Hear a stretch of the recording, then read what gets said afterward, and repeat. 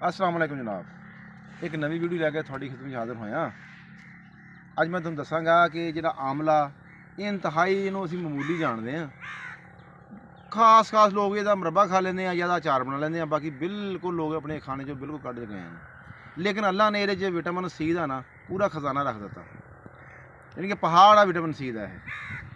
Vitamin C अगर इनू कल्ले नूं इस्तेमाल किया जाए ना, आमले कल्ले नूं, इंशाल्लाह सानू कोई दवाई इस्तेमाल करनी नहीं पेगी। लेकिन खुराक शामिल करना, ये खुराक आ, मेडिसिन नहीं कि चंद दिन खादा छड़ दिता। ਇਹਦਾ सब तो जो बेहतरीन काम है ना ਇਹਦਾ आमले का, ये स्किन ਨੂੰ ਤੇ ਬਾਲਾਂ ਨੂੰ ਜਵਾਨ ਰੱਖਦਾ। ਬਾਲ ਦਾ ਰੰਗ ਮੱਠਾ ਨਹੀਂ ਪੈਗਾ, ਨਾ ਬਰਾਊਨ ਹੋਣਗੇ, ਨਾ ਚਿੱਟੇ ਹੋਣਗੇ, ਨਾ ਗਿਰਣਗੇ।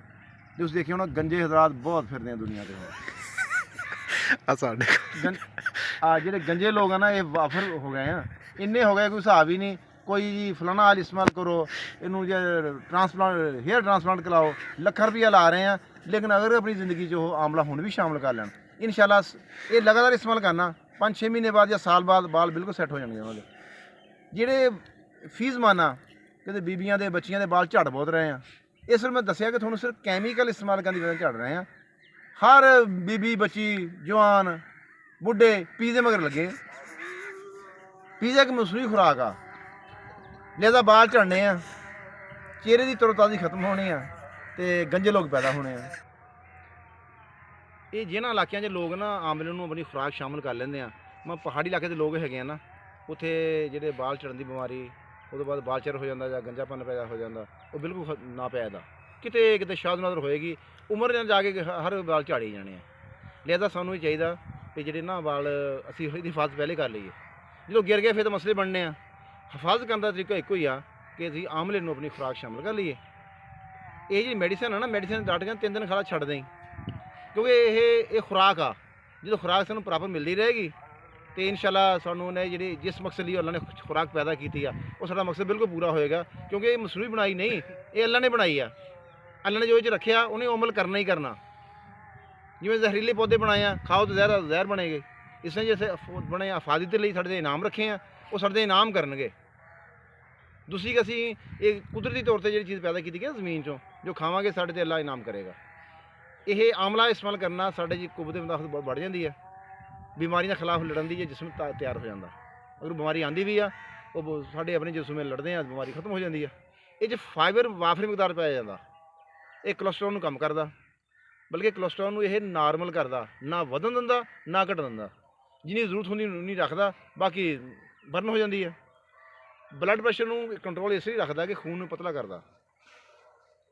पतला करके बाद दवाइयां ऐसियां मैं देखियां कि अगर खून में पतला करने दवाई दी जाए ना, तो खून च एक जमन की सलाहियत होंगी है, वो सलाहियत खत्म हो जाती है। अगर खून अगर जख्म हो गया ना किसी के, खून चली जाता, रुकता ही नहीं। हाथ रखी रखो बंद हो जाएगा, यानी कि खून फिर जो देखो ना जख्म से खून जम जाता। वो जी जमन की सलाहियत हैगी है ना, दवाइयां खत्म कर देंदियां। लेकिन कोलेस्ट्रॉल जो है आमला, ये साढ़े जो खून की जमन की सलाहियत हैगी आ, वो बरकरार रखता, लेकिन खून पतला हो जाता।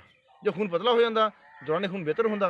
जो दौरान खून बेहतर हैगा, सारा दिल दिमाग ते फेफड़े गुरदे मसाना पित्ता लुबलवा हर काम हर साडा उज़व जिहड़ा हैगा ना, वो वाफर अपने जो तो असी अल्लाह ने फंक्शन दिते हुए फंक्शन पूरा करता। लेकिन जो असी मसनूई चीज़ दिंदे आ, वो फंक्शन पूरा नहीं करता। इसका तरीका इस्तेमाल की है, आमला असी किस तरह खाना, ਇਹਦਾ ਤੁਸੀਂ ਮਰਬਾ नहीं बनाना।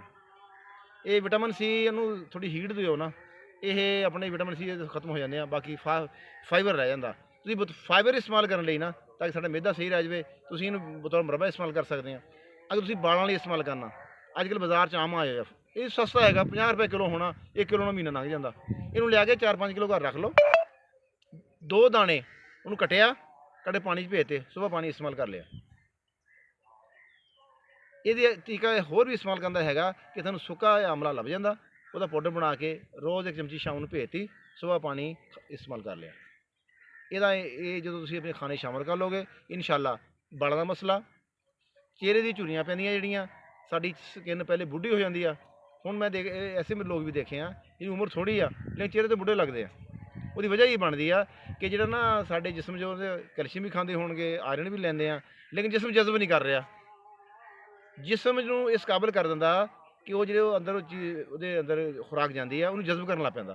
बहुत लोग शिकायत करते हैं, बीबियां भी आउंदियां ਤੇ ਕਾਲਜ ਦੀਆਂ ਯੂਨੀਵਰਸਿਟੀਆਂ ਲੜਕੀਆਂ ਵੀ ਕਹਿੰਦੀਆਂ ਵੀ ਮੇਰਾ ਜਿਹੜਾ ਵੇਟ ਨਹੀਂ ਵਧ ਰਿਹਾ ਤੇ ਮੈਂ ਕੋਈ ਚੀਜ਼ ਖਾਂਦੀ ਮੈਨੂੰ ਲੱਗਦੀ ਹੀ ਨਹੀਂ। ਇਹਦੀ ਵਜ੍ਹਾ ਇਹੀ ਬਣਦੀ ਆ ਕਿ ਖੁਰਾਕ ਤੇ ਉਹ ਖਾਂਦੇ ਆ ਆਲਰੇਡੀ, ਲੇਕਿਨ ਜਿਸਮ ਜਜ਼ਬ ਨਹੀਂ ਕਰ ਰਿਹਾ।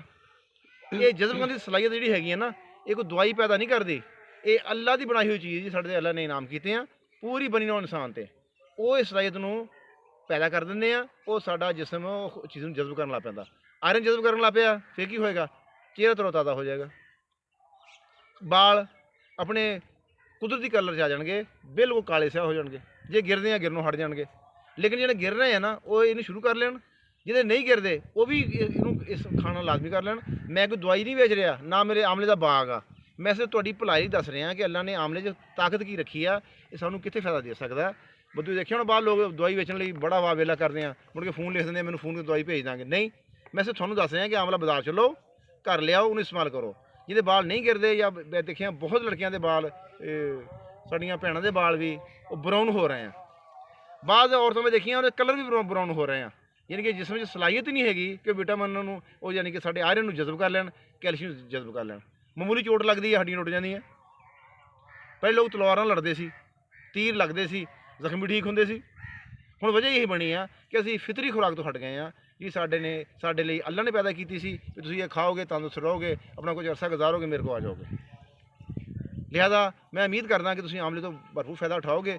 ਮਜ਼ੀਦ ਮਤਲਬ ਕੁਝ ਪਤਾ ਕਰਨਾ ਹੋਵੇ, ਤੁਸੀਂ ਮੇਰਾ ਟੈਲੀਫੋਨ ਹੈਗਾ, ਮੈਨੂੰ ਗੱਲ ਕਰ ਸਕਦੇ ਆ। ਤੇ ਮੈਂ ਦਵਾਈ ਨਹੀਂ ਦਿੰਦਾ, ਮੈਂ ਤੁਹਾਨੂੰ ਸਿਰਫ ਜਿਹੜੀ ਜੋ ਅੱਲਾ ਨੇ ਚੀਜ਼ ਪੈਦਾ ਕੀਤੀ ਆ ਇਹ ਦੱਸਾਂਗਾ ਵੀ ਆਹ ਇਨਸ਼ਾਅੱਲਾ ਇਸਤੇਮਾਲ ਕਰ ਲਓ, ਇਹ ਤੁਹਾਨੂੰ ਇਹਦੇ ਫਵਾਇਦ ਦੂਰਸ ਫਵਾਇਦ ਮਿਲਣਗੇ। ਅਗਲੀ ਵੀਡੀਓ ਤੱਕ ਮੈਨੂੰ ਇਜਾਜ਼ਤ ਦਿਓ। ਅਸਲਾਮ ਵਾਲੇਕੁਮ।